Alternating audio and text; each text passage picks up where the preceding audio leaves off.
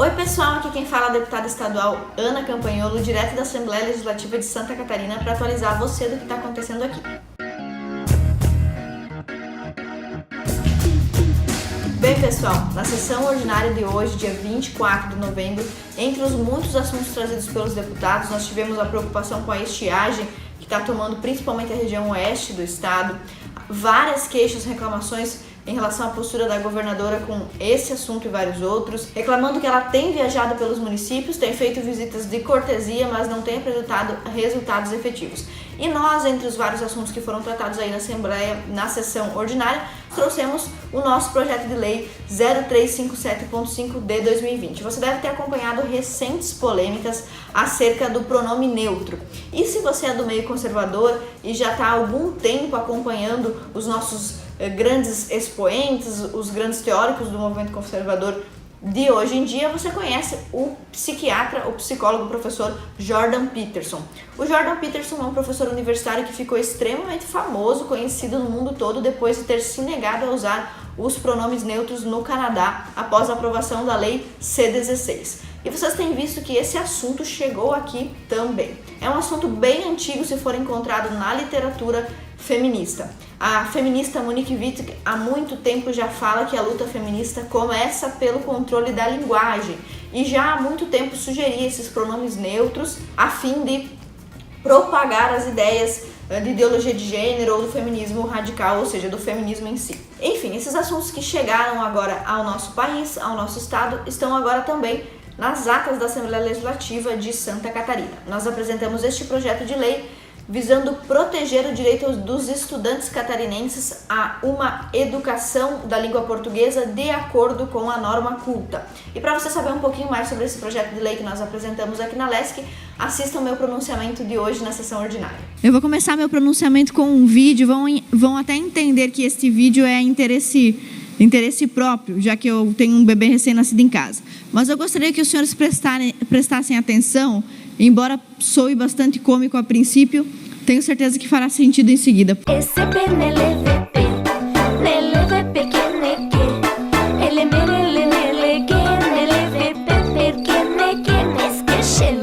Enquanto eu cuidava da minha filha, tentando acalmá-la, eu comecei a procurar músicas infantis e encontrei essa. E aí fiquei bastante impressionada com a simplicidade, como as crianças se apegam e gostam de qualquer coisa extremamente boba.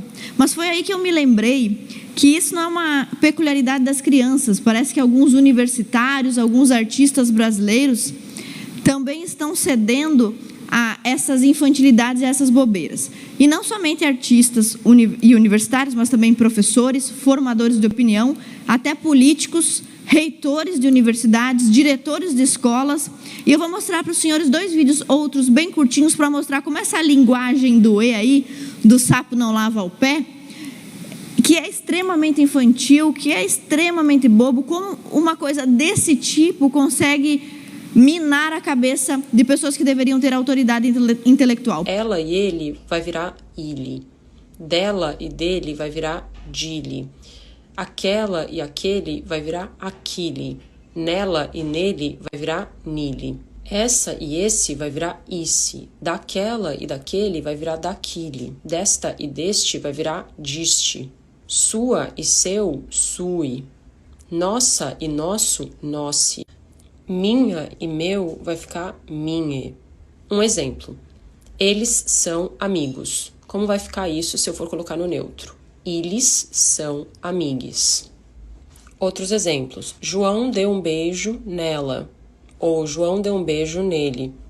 Como fica no neutro? João deu um beijo nele. Outro exemplo. Seu amigo veio aqui. Ele gosta muito daquela nossa amiga Júlia. Como fica isso no neutro? Sue amighi veio aqui. Ele gosta muito de nosse amighi Júlia. Parece só uma bobagem de um aluno universitário, mas não é. Isso aqui já está ficando tão sério que até artistas e formadores de opinião estão falando sobre esse assunto. Pode colocar, por favor. Bom, eu tô aqui falando sobre coisas que eu aprendo com minhas amigas que são não binárias. Mas eu acho que é também sobre pessoas que não se identificam nem com um gênero, nem com o outro. Que gostam de usar o pronome neutro, tipo amigue. Aí ao invés de ela ou ele pode usar ele ou elo. Então são pessoas que estão avançando ainda que mais. Que não é ela e nem ele. Exato. É o elix, não é alguma coisa assim? Elix, ili, dili pra ili ou pra elo. Que são esses pronomes neutros pra não tem nenhum pertencimento. Não é homem nem mulher, é não binário. Isso parece uma piada, mas algumas instituições públicas já estão adotando o pronome neutro e algumas escolas, como é o caso do Colégio Liceu Franco-Brasileiro, uma escola brasileira, já está adotando essa transformação na linguagem, e esta é uma pauta feminista e LGBT. É uma alteração no idioma que dizem os agentes das pautas gaysistas que serve para combater o preconceito contra pessoas não binárias, ou seja, 0,00001% da população mundial que não se considera nem homem e nem mulher. Isso parece muito bobo, mas outros países, como por exemplo, países que falam língua hispânica já tiveram que se pronunciar sobre isso oficialmente. Então, por exemplo, a Real Academia Espanhola já teve que emitir, e emitiu em 2004, um informativo da Real Academia Espanhola sobre a expressão violência de gênero. E nesse informativo teve que definir finalmente de uma forma legal e oficial qual seria o uso da língua espanhola. Definindo e escolhendo então, por exemplo, nesse documento extenso, que, por exemplo, as palavras têm gênero e as pessoas têm sexo. Então, eu não posso dizer violência de gênero, porque gênero só o que tem são as palavras. As pessoas não têm gênero, têm sexo. Enfim, dentro desse documento oficial da Academia Espanhola, também consta a reprovação oficial do governo, né, do Estado, em todos os países que falam língua espanhola, a essa adaptação linguística. Como isso já está chegando no Brasil em documentos públicos, e nós já temos visto também o povo brasileiro esquecer as normas do idioma brasileiro, quando nós dizemos assim, boa tarde a todos e todas, bem, boa tarde aos deputados e deputadas, nós já estamos nos esquecendo que o deputados ou todos já é suficientemente neutro para que não precise ser complementado. Então, diante do perigo desta bobagem chegar às instituições públicas, às escolas catarinenses, nós apresentamos um projeto de lei de número 0357.5 de 2020, que foi protocolado na semana passada, que estabelece medidas protetivas ao direito dos estudantes de aprender a língua portuguesa de acordo com a norma culta. E o nosso projeto de lei tem poucos artigos, mas basicamente ele garante aos estudantes aqui do estado de Santa Catarina o direito de aprenderem português ou a língua portuguesa somente de acordo com o vocabulário ortográfico da língua portuguesa e da gramática elaborada nos termos da última reforma ortográfica da Comunidade dos Países de Língua Portuguesa, CPLP. Parece uma bobagem, mas como eu mostrei para os senhores, várias escolas do Brasil já estão adotando o pronome neutro. Países já estão na nossa frente se precavendo contra esse caso. Nós temos também o artigo 2º, que define que esse projeto de lei se aplica a toda a educação básica. No artigo 4º, definimos quais serão as sanções para os agentes públicos civis que desrespeitarem essa norma. No artigo 5º, nós definimos que a Secretaria de Educação deverá empreender todos os meios necessários para a valorização da língua portuguesa culta em suas políticas educacionais. E para concluir, vocês viram o parecer de universitários, vocês viram até artistas da Globo se pronunciando a favor do pronome neutro. Eu gostaria de encerrar com um parecer técnico de uma professora de português que esclarece por que esta linguagem neutra ou esse uso de pronomes neutros deve ser evitado, não somente em Santa Catarina, mas em todo o Brasil. Obrigada. Nos últimos tempos, o dialeto não binário, conhecido também como linguagem neutra ou como linguagem não binária, tem feito parte de diversas discussões na internet. Se você ainda não sabe do que se trata, eu vou explicar.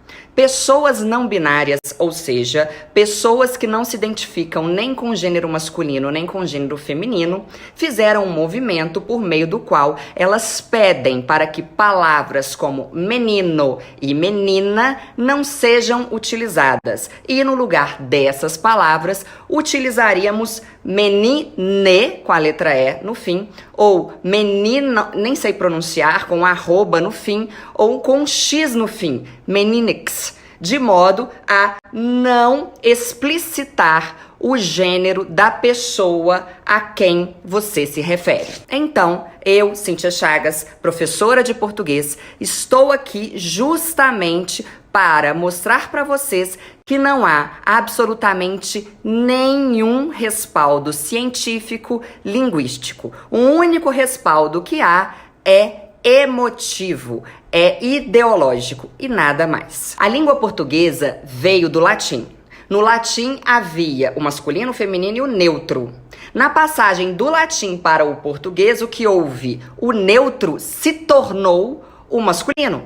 Ou seja, o masculino que nós temos hoje já cumpre o papel do neutro.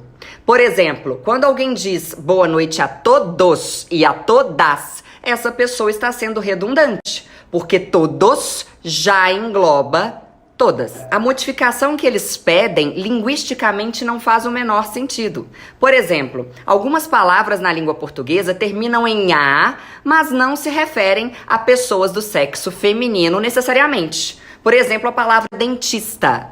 A dentista. Dentista termina com a letra A, mas eu também vou ao dentista. Dentista pode ser homem, dentista pode ser mulher. De linguisticamente esse dialeto não fazer o menor sentido, ele mais exclui do que inclui. Por exemplo, os surdos. Como uma pessoa surda vai fazer a leitura labial se o interlocutor fizer a utilização do dialeto não binário? Como compreender meninix, o outro com arroba? É impossível, parece uma piada até, né? Fora os cegos. Os cegos utilizam softwares de leitura. Esses softwares não vão fazer a tradução do dialeto não binário para a compreensão deles. Por fim, temos também os disléxicos. Hoje, 7% das crianças que estão em fase escolar são disléxicas. Nós vamos comprometer o aprendizado dessas crianças que já têm dificuldade mais ainda. Aqui no Brasil, nós temos a Academia Brasileira de Letras, não é verdade? Pois é. Lá na França, eles têm l'Académie Française, que é um órgão que cumpre o mesmo papel da Academia Brasileira de Letras aqui. Esse movimento vem ocorrendo na França também. E l'Académie Française se pronunciou. Eu vou ler o que eles disseram. Abre aspas. Frente a essa aberração inclusiva, a língua francesa está em perigo mortal. Em perigo mortal. Então, eu gostaria de deixar claro aqui que o meu posicionamento e de quase todos os professores de português do país e o posicionamento da deputada Ana Campagnolo não tem a ver com nada contra as pessoas não binárias, mas com a defesa da língua portuguesa, que é o nosso maior e melhor patrimônio.